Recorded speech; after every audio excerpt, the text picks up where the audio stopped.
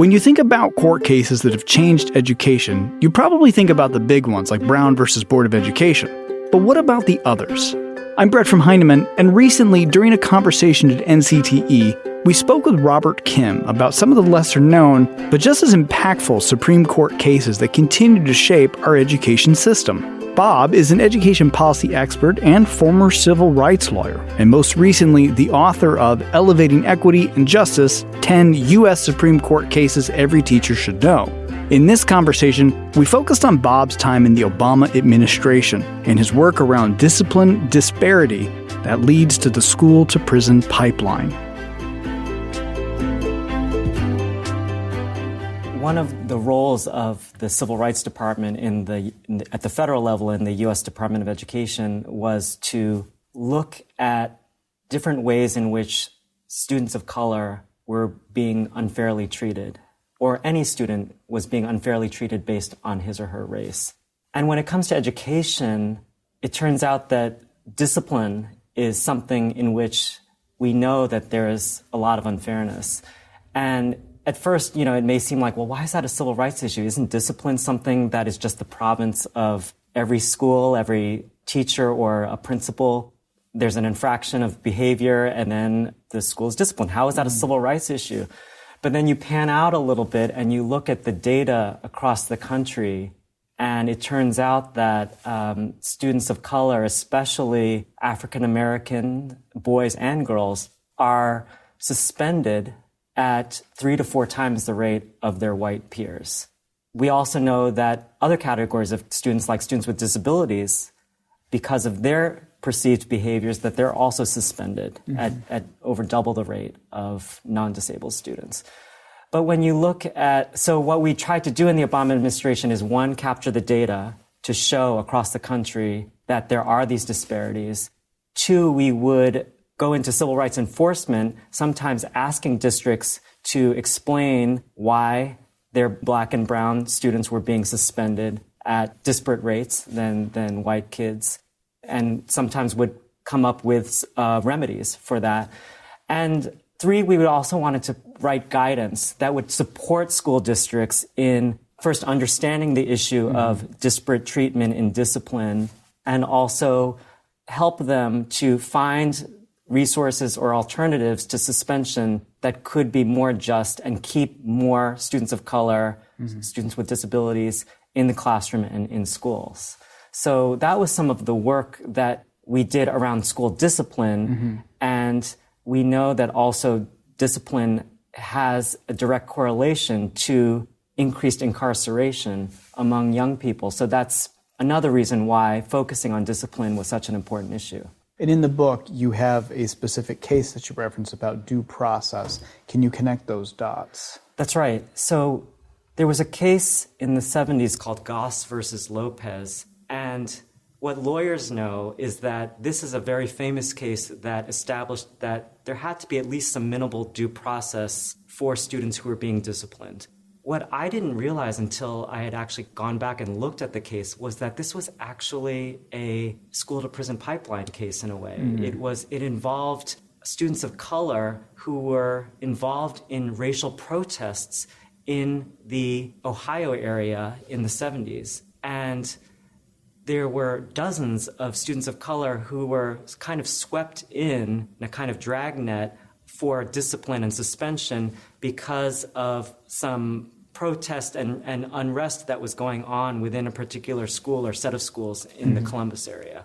And so the case established that you can't just summarily kick out kids of color without any kind of notice to them or their parents, or without any kind of hearing, or at least a chance for them to explain their side of the story. So it was a due process case that established that there had to be those protections in the disciplinary process. But it actually is also a window into this larger phenomenon of kids of color being suspended at large rates compared to white kids and other more privileged students. If I'm a teacher listening to this is obviously very upsetting. I want to be mindful of this. What can I do in my classroom? What should I be thinking about as a teacher? What should my takeaway be here that I can take back into the classroom? I think the first thing is to understand that the law can only do so much, right? So we can establish that patterns of disparate treatment or different treatment for students based on their race is not lawful.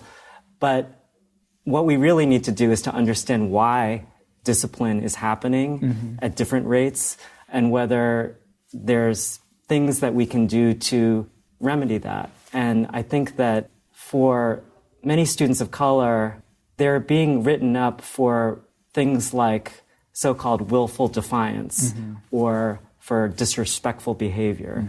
And a lot of times, as educators know, there's reasons for that behavior.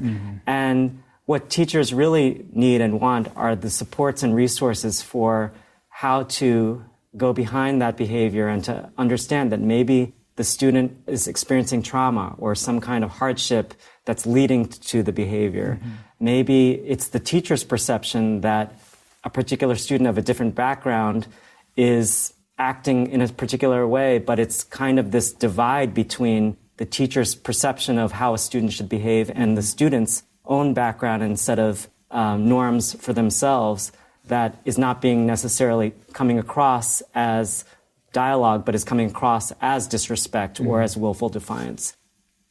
One of the things that I hope comes out from reading a case like Goss versus Lopez is that student discipline issues are a major civil rights issue, and that if we think about discipline and the way that kids are first suspended in school and then in many cases even arrested in school or referred to a law enforcement agency due to their infraction in school, you can really see how suspensions of Black and brown kids can lead to this so-called school-to-prison pipeline. I sometimes think of school suspensions as kind of like the new stop and frisk. You know, if we think about stop and frisk as police behavior where you find a more innocuous reason to stop a person of color on the street, and then that could lead to finding some reason to arrest that person and then lead them into the criminal justice system. And it's kind of the same thing with school suspensions. It's sort of the first step toward incarceration, detention of youth. And so it's almost like school suspensions are the new stop and frisk brought inside the schoolhouse gate. So I think understanding that is one step forward, and it sort of could lead to a new consciousness or reckoning in school systems that, look, maybe the suspensions and the disciplinary practices are okay, they are sound, and they're not unjust in some way. And nobody's suggesting that teachers shouldn't have the ability or schools shouldn't have the ability to discipline students.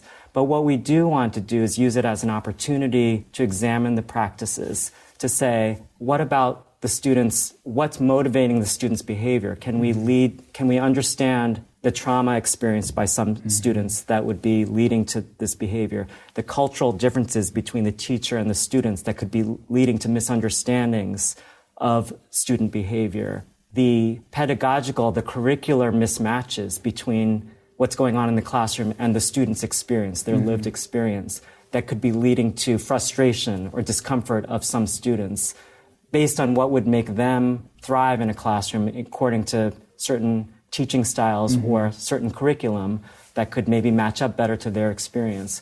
So all of those are possible reasons for behavior, student behavior.